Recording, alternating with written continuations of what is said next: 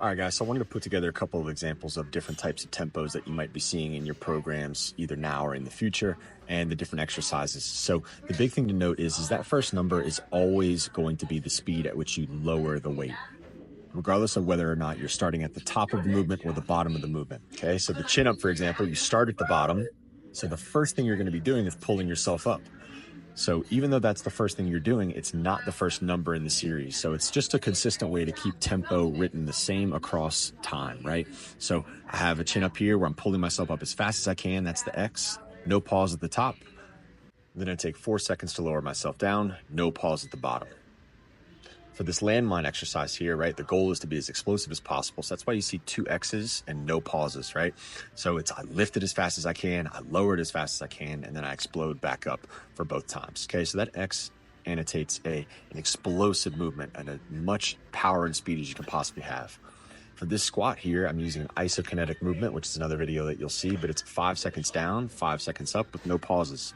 Okay, so what this does is this just keeps muscle under tension the entire time, but it's a same speed movement. So you'll see that the number for lowering down is a 5, the number for standing up is a 5 with no pause at the bottom and no pause at the top. What we're gonna do now is a preacher curl. It's 3 seconds down, 2, 1, and then just a nice smooth 1 second up.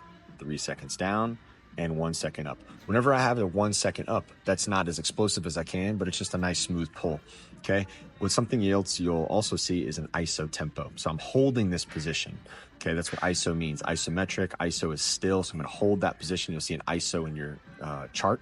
And one of the last types that we have here is a slow lower. So essentially what that is that's putting you in a position to try to keep certain muscles active, keep certain positions really nice and connected, and you just go as slow as you can from top to bottom. Okay, that could be a chin up starting at the top or a push up here starting at the top. And I'm just slowly lowering myself with as much control and connection as I can.